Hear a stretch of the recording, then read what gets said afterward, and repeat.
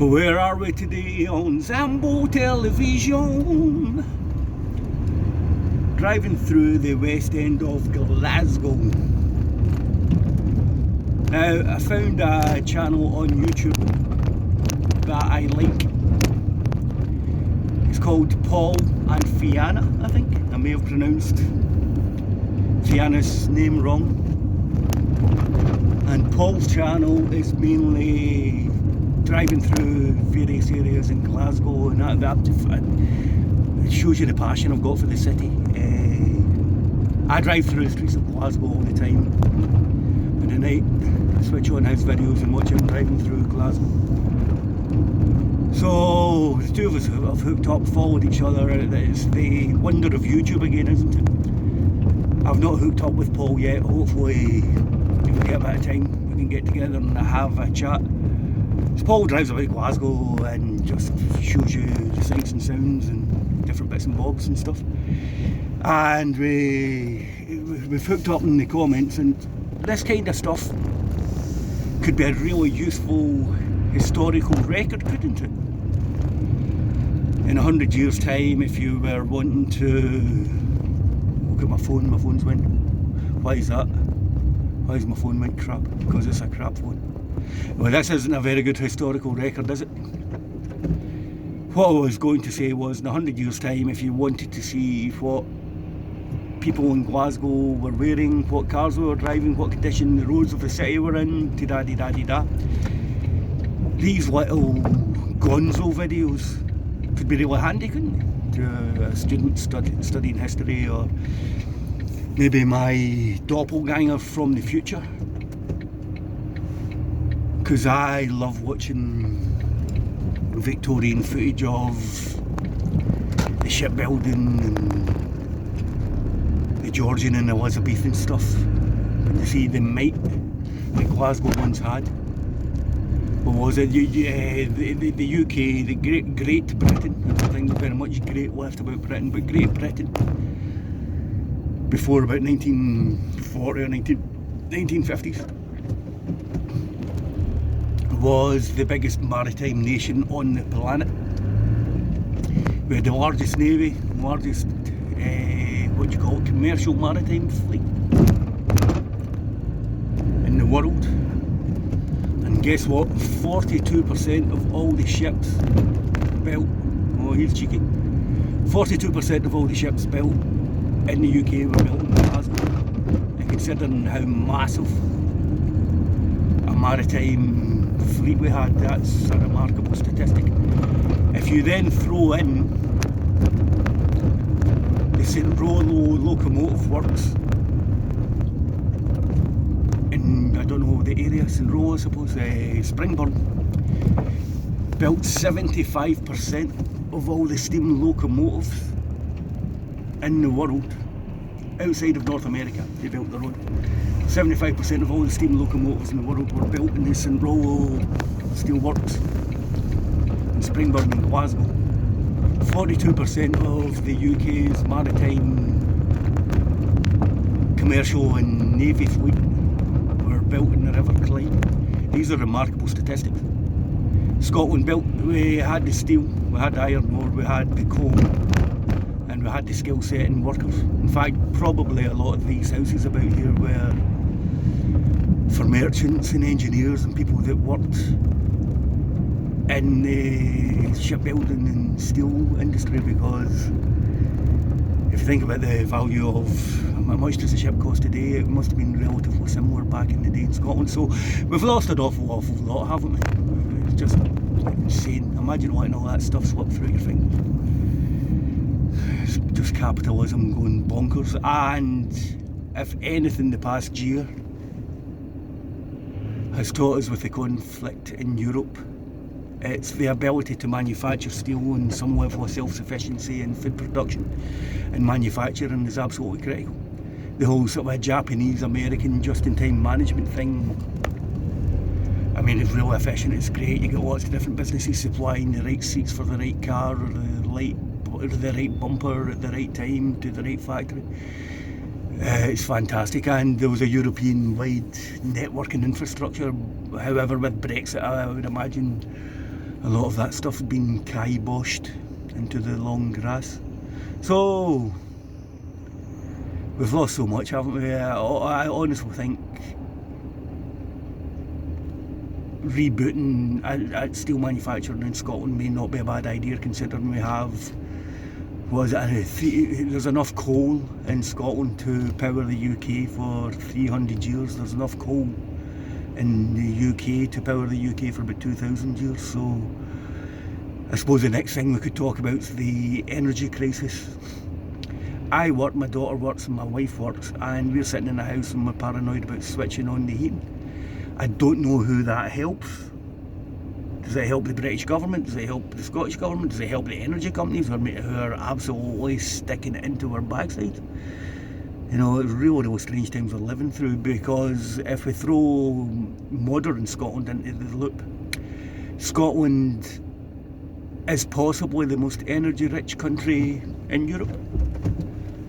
And we're going to have grannies and granddads and our poor, our infirm, our students paranoid about switching their heating on. I mean, there can't be a bigger political failure than Scotland running out of energy, or people of Scotland not being able to afford energy when we're built in coal, we're floating in a sea of oil, and we're surrounded with fish and natural resources. It's absolutely bloody shocking. I was ready to swear there, but I try to calm it down for my YouTube videos.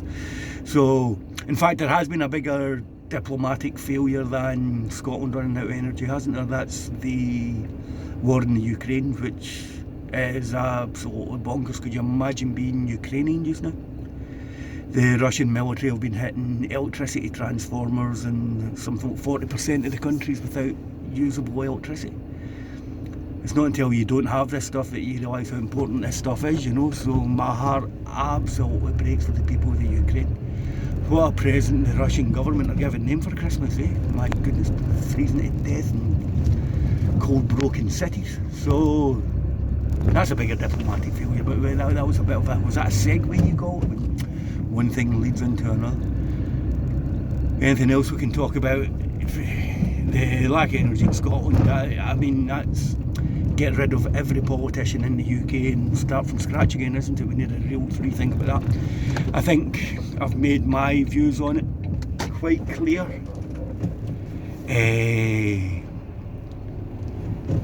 The UK or Scotland should have a nationalised energy thing.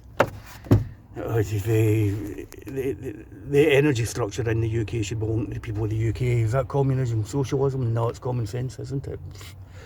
These people are carpet bagging, they're war profiteering. So I think I'm going to close this one, but the end of my video, I'm going to throw in a bit of a tinfoil hatter for you, a bit of a conspiracy theory. Now, in 2014, the price of Brent crude oil was about $117 to $130 per barrel, right, which was extraordinarily high. I can remember at the time diesel prices were between £1.30 and, well, my phone going bonkers, £1.30 and £1.40 per litre of diesel. I checked the other day, a barrel of Brent crude, I think it's about $84 per barrel today. It was less than 80 a couple of days ago. Brent crude doesn't contain a lot of diesel or bitumen. It's really good. It's a light sweet oil that's good for making petrols, gases and all the expensive stuff in the oil fractions.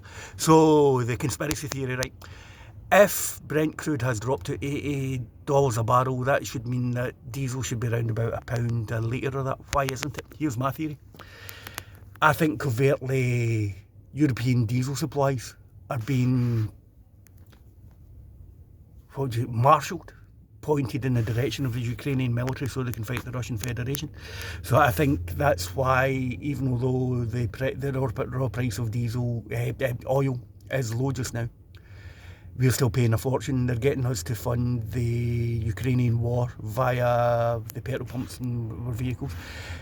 Don't get me wrong, the other reason it's so expensive just now is rampant capitalism and greedy, should I call them greedy bastards, ramming money into their pockets at the expense of the working men and the poorest people in our society.